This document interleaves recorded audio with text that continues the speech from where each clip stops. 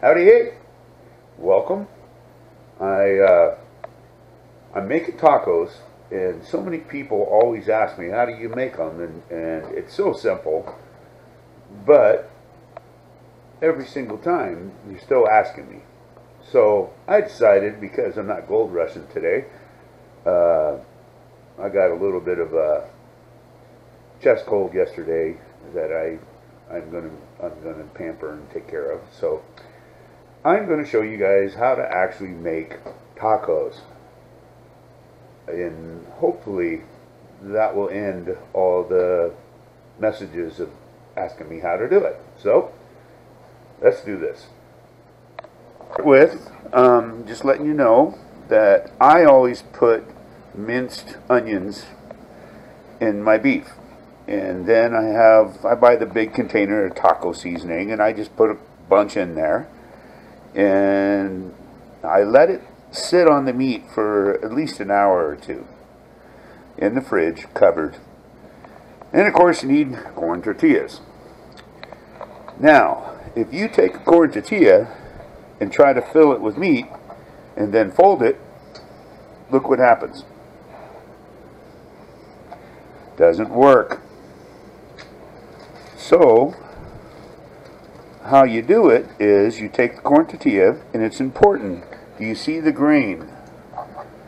It's going up and down here. If you go this way, it will even when you put it in the oil, it will still break. So when you do get once I put it in the oil, and I'll show you, you want to go this way with the grain vertical. Fold it this way. This is going to be tricky with one hand. So anyway, you take it in the oil. Now you're not really cooking it. You're just just barely doing it. And be careful. I mean, you could put it all the way in there and then just drip off the excess oil. And you put it there. Now I'm going to do two for you guys here.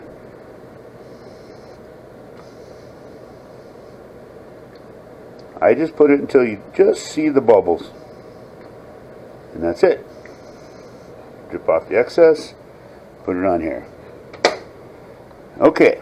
Now, just take a little bit of meat. Again, one-handed, this is going to be tricky. It doesn't take much, but you can put as little or as much meat in here as you want. And all you do is you just mush it down. Mush it down, mush it down, mush it down, mush it down. Okay. Do it again. It's usually about that much. Again, there's no measurement.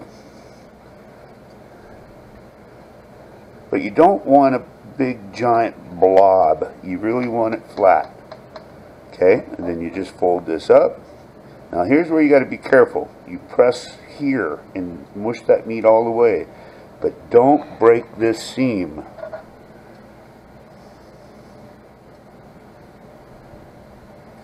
You just mush it, just like that.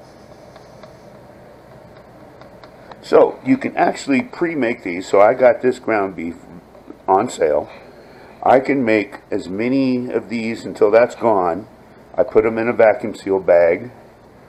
Let me wash my fingers here. And you end up with what I call 6-packs. So then all you have to do is pull them out. Like when I go to work, I'll put them in the fridge, and by the time I get home, all I have to do is fry them. So here we go. I got that turned up just a little bit too much. I like to use cast iron. Now, because there's already oil on the tortilla, you don't really need anything but just to keep it from sticking. And that's it.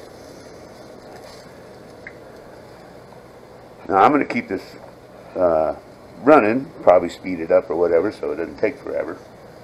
But you will need a rack to cool it on. You can also use a paper plate and maybe a couple paper towels on it.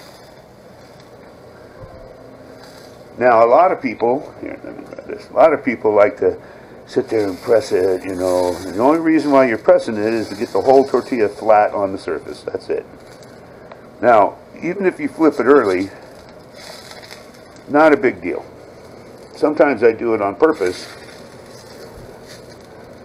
just to make sure everything is flat. Because if you cook them too much, too fast, and too hot, now that's an important thing. Don't have this thing just blaring hot. You can use a non-stick pan. A non-stick pan, it doesn't matter. It's not like mushrooms that won't brown or anything. I just like my cast iron pan. So, again, it's not like a hamburger. You're allowed to push it. But don't push it too hard. You know, hamburger does leak grease. So, you know, you don't want to, push it too hard. You're just keeping it flat. You could probably, if you have a smaller cast iron pan or a weight or something, you could probably put it on there, but there's no need. And you can see, if I can get that up, the hamburger is cooking. Let's see how they're looking.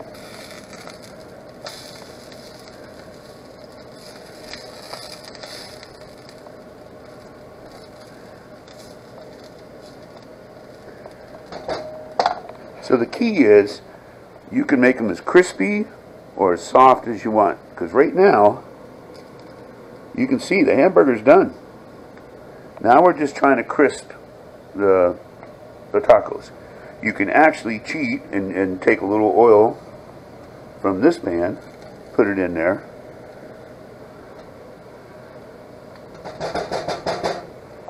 Just like that. And then, that's not too hot.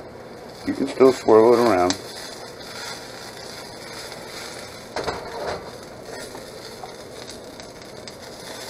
But once you get the temperature and everything right for everything, you can actually make these extremely fast.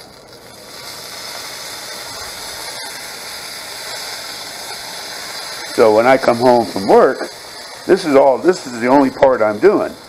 I'm just putting these on the pan. See that? Nice. That's about where I like them. So again, kind of swirl it around a little bit.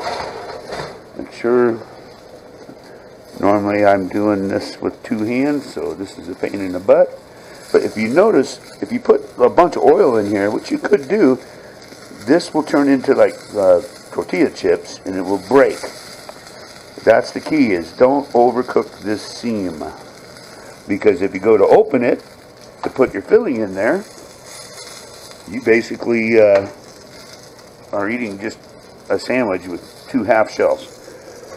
So, I just take these, and I put it on here, put it on there,